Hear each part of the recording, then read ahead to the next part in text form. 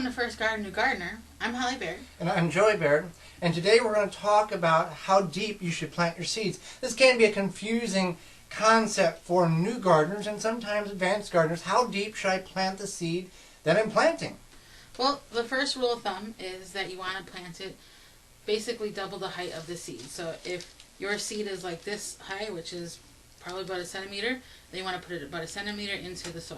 So let's put it in normal measurements for those who don't follow the centimeter aspect of it. Let's say if the seed is a 1/4 inch tall, you want to plant that a 1/2 inch deep. Right.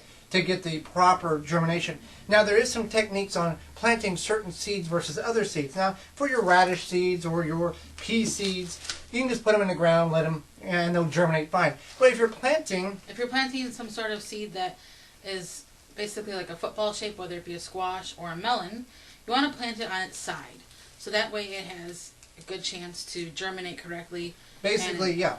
And opens up with the more surface area. Right. If you plant it flat like that, the seed is trying to germinate out of the side and it will try to have to bend upward. If you plant it like, I guess, pointed side down, it'll be able to, less stress on the plant, less stress on the seed, and it'll be able to germinate actually quicker, and it'll grow better because it hasn't had the stress of trying to germinate in an unfamiliar type of position. And then when you have teeny seeds like the celery here, you want to just plant it basically between about 1/8 and 1/4 inch under the soil.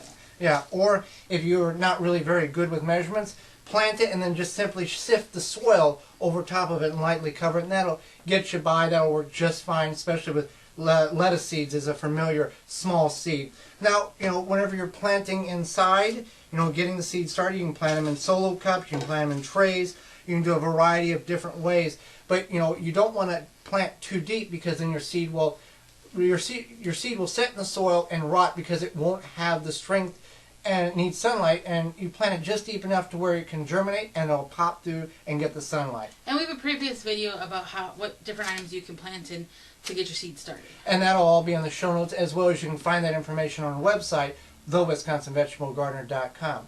Now let's talk about if we're planting seeds that not necessarily seeds, but we're planting starts that we bought from a home and garden center. Or that we started ourselves. Yeah, which is not a bad thing if you're buying them from your home and garden center. You may not have the area or light or room available in your house to start seeds. So that's nothing wrong as long as you're growing your own food. Let's take a look at this tomato plant here.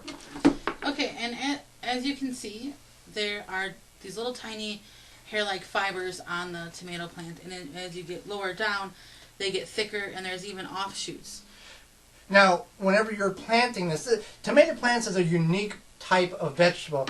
Tomato plants, those fibers that Holly spoke about, are actually root fibers. They're just waiting for soil contact. And once they reach that soil contact, they'll begin to put on normal roots. So you can literally take and remove all of the lower leaves and plant the tomato all the way to the top and just leave a few top of the green foliage on the top. And all of this will become roots. And when you have a plant that has about 1.5 feet worth of roots, it's a very strong plant. So you just want to actually cut these lower leaves off. You're not going to hurt the plant at all. And you can simply bury it that deep. Now you want to remove the leaves just because it's better for the plant to begin to put roots on than if you leave the leaves on there.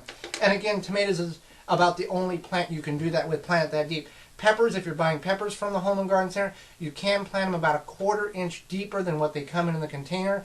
But with most other vegetables, what they're planted in the container, that's the top of the soil level that you want to plant them in. And it's because the tomato is part of the nightshade family, and that's a unique variety of plants. Now, each week we discuss and talk about a gardening term that may not be familiar with you.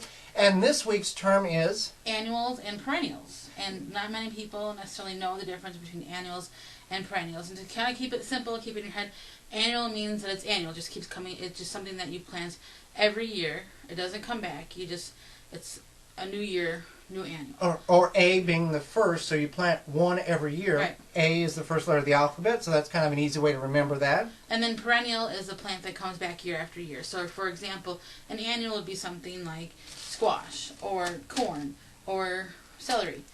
But a perennial is something like Jerusalem artichokes or sunchokes asparagus, strawberries, blueberries, basically any of your berries, trees, things like that.